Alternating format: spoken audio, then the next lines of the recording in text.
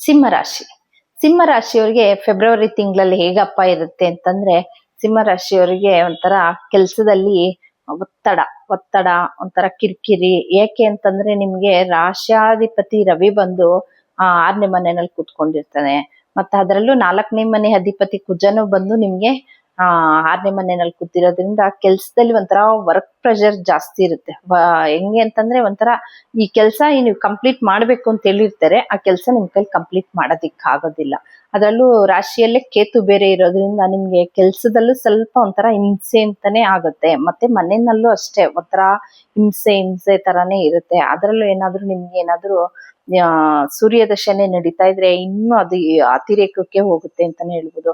ಕೆಲಸದಲ್ಲಿ ಅಂತೂ ತುಂಬಾ ಹೆಂಗೆ ಅಂದ್ರೆ ಎಲ್ಲಾ ಕಡೆಯಿಂದನೂ ಪ್ರೆಷರ್ ನಿಮ್ಗೆ ಬರ್ತಾ ಇರುತ್ತೆ. ನೀವು ಆ ಕೆಲಸ ಮಾಡಿರ್ತೀರಾ, ನೀವು ಆ ಕೆಲಸ ಮಾಡಿದ್ರು ನೀವು ಸರಿಯಾಗಿ ಮಾಡಿಲ್ಲ ಅಂತಾನೆ ಈ ತಿಂಗಳಲ್ಲಿ ಹೇಳ್ತಾರೆ ಅಂತಾನೆ ಹೇಳ್ಬೋದು. ಅದ್ರಲ್ಲೂ ನಿಮ್ಗೆ ಹೆಂಗಾಗತ್ತೆ ಅಂತಂದ್ರೆ ಕುಜ ಬೇರೆ ಜೊತೆಲಿ ಸೇರಿರೋದ್ರಿಂದ ಎಲ್ಲಾ ಒಂದು 9ನೇ ಮನೆ ಅಧಿಪತಿ 4ನೇ ಮನೆ ಅಧಿಪತಿ ಎರಡೂ ಅದರಲ್ಲೇ ಇರೋದ್ರಿಂದ ಸ್ವಲ್ಪ ಒತ್ತಡ ಜಾಸ್ತಿ ಇರುತ್ತೆ, ನಿಮ್ಗೆ ಪ್ರೆಷರ್ ಜಾಸ್ತಿ ಇರುತ್ತೆ. ಅದ್ರಲ್ಲಿ ಹೆಲ್ತ್ ಬೇರೆ ಸ್ವಲ್ಪ ನಿಮ್ಗೆ ಹೆಲ್ತ್ದು ಸಣ್ಣ ಪುಟ್ಟ ಏನಾದ್ರೂ ಒಂದು ಶೋಲ್ಡರ್ ಪೇನ್ ಬರೋ ಅಂತದ್ದು ಅಥವಾ ನಿಮ್ಗೆ ಏನಾದ್ರೂ ಒಂದು ಕೋಲ್ಡ್ ಆಗೋ ಅಂತದ್ದು, ಏನೋ ಒಂದು ಇಲ್ಲ ತುಂಬಾ ಉಷ್ಣ ಆಗೋ ಅಂತದ್ದು, ಈ ತರ ಏನಾದ್ರೂ ಒಂದು ಸಣ್ಣ ಪುಟ್ಟ ಹೆಲ್ತ್ ಅಲ್ಲೂ ನಿಮ್ಗೆ ಅಪ್ಸೆಟ್ ಆಗಿರುತ್ತೆ. ಯಾಕೆಂತಂದ್ರೆ ನಿಮ್ಗೆ 6ನೇ ಮನೆ ಅಧಿಪತಿ ಶನಿ ಬಂದು 8ನೇ ಮನೆಯಲ್ಲಿ ಇರೋದ್ರಿಂದ ಆಲ್ರೆಡಿ 8ನೇ ಮನೆಯಲ್ಲಿ ಇದ್ದಾನೆ. ಅದರಿಂದನೂ ನಿಮ್ಗೆ ಆದಷ್ಟು ಸ್ವಲ್ಪ ಹೆಲ್ತ್ ಪ್ರಾಬ್ಲಮ್ಸ್ ಇರುತ್ತೆ. ಆದಷ್ಟು ನೀವು ಹೆಲ್ತ್ ಬಗ್ಗೆ ಗಮನ ಕೊಡ್ಬೇಕು. ಮತ್ತೆ ಹೇಗಾಗುತ್ತೆ ಅಂತಂದ್ರೆ ನೀವೇನ್ ಎಕ್ಸ್ಪೆಕ್ಟೇಷನ್ ಮಾಡ್ಕೊಂಡಿರ್ತೀರೋ, ಈ ಕೆಲ್ಸದಿಂದ ಇವತ್ತಿಷ್ಟು ಮುಗಿಸಿದೀನಿ ನಾನು, ಇಷ್ಟು ಹಣ ನನಗ್ ಬಂದ್ಬಿಡುತ್ತೆ, ಇಷ್ಟು ಪ್ರಾಜೆಕ್ಟ್ ನಾನು ಮುಗಿಸಿದೀನಿ, ಇಷ್ಟು ನನ್ನ ಎಕ್ಸ್ಪೆಕ್ಟೇಷನ್ ಇದೆ ಅಂತ ನೀವೇನ್ ಅನ್ಕೊಂಡಿದ್ರೆ ಆ ಎಕ್ಸ್ಪೆಕ್ಟೇಷನ್ ಈ ತಿಂಗಳಲ್ಲಿ ನಿಮ್ಗೆ ಆಗೋದಿಲ್ಲ. ಆ ಎಕ್ಸ್ಪೆಕ್ಟೇಷನ್ ಇಟ್ಕೊಂಡಷ್ಟ ಅಂತ ಅಮೌಂಟ್ ಆಗ್ಲಿ ಒಂದೇನೇ ಒಂದು ಸಿಗೋದಿಲ್ಲ. ಯಾಕೆಂದ್ರೆ ನಿಮ್ಗೆ 2ನೇ ಮನೆನ ಶನಿ ವೀಕ್ಷಣೆ ಮಾಡ್ತಾ ಇದ್ದಾರೆ.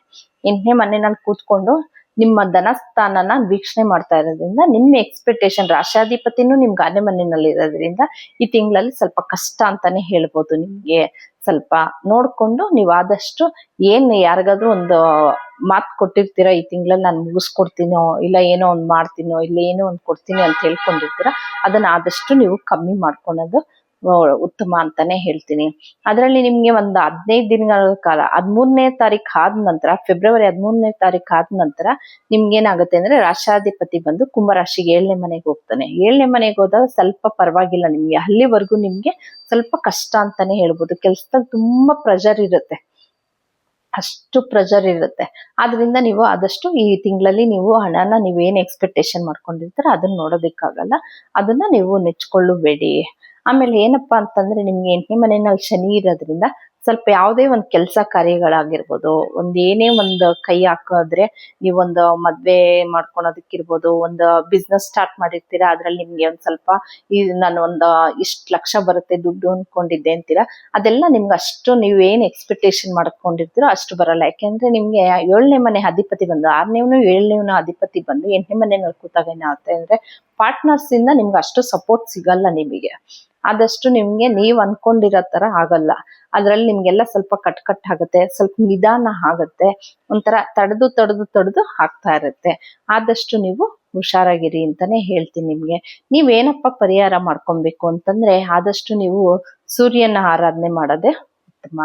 ಸೂರ್ಯ ಗ್ರಹನ ಆರಾಧನೆ ಮಾಡಿ, ಒಂದು ಗೋಧಿನ ತಗೊಂಡೋಗಿ ಒಂದ್ ದೇವಸ್ಥಾನಕ್ಕೆ ಕೊಟ್ಟು, ಸೂರ್ಯನಾರಾಯಣದ ಹತ್ರ ಎಲ್ಲಾದ್ರೂ ಇದ್ರೆ ಪರವಾಗಿಲ್ಲ, ಸೂರ್ಯನಾರಾಯಣನ ದೇವಸ್ಥಾನ ಹತ್ರ ಎಲ್ಲೂ ಇಲ್ಲ ಅಂತಂದ್ರೆ ನೀವು ಆದಷ್ಟು ಸೂರ್ಯನ ಆರಾಧನೆ ಮಾಡಿ, ಸೂರ್ಯನ ಪೂಜೆ ಮಾಡಿ ಪ್ರತಿದಿನ. ಅದ್ರಲ್ಲಿ ಆದಿತ್ಯ ಹೃದಯ ಪಠಣ ಮಾಡಿ. ನಿಮ್ಗೆ ಇಲ್ಲ ಅದನ್ನ ಓದೋದಿಕ್ ಬರಲ್ಲ ಅಂತಂದ್ರೆ ಅಟ್ಲೀಸ್ಟ್ ಒಂದು ಯೂಟ್ಯೂಬ್ ಅಲ್ಲೋ ಒಂದು ಮನೆಯಲ್ಲಿ ಟಿವಿನಲ್ಲೋ ಹಾಕಿದ್ರೆ ಬರುತ್ತೆ, ಅದನ್ನ ಕೇಳ್ತಾ ಬನ್ನಿ, ಪ್ರತಿದಿನ ಕೇಳ್ತಾ ಬನ್ನಿ. ಕೇಳ್ತಾ ಬಂದಾಗ ನಿಮ್ಗೆ ಏನಾಗುತ್ತೆ ಅದರಿಂದ ಆದಷ್ಟು ಸ್ವಲ್ಪ ತೊಂದರೆಗಳು ಕಮ್ಮಿ ಆಗ್ತಾ ಬರುತ್ತೆ. ಇದಿಷ್ಟು ಸಿಂಹರಾಶಿಯವರ ಮಾಸ ಭವಿಷ್ಯ.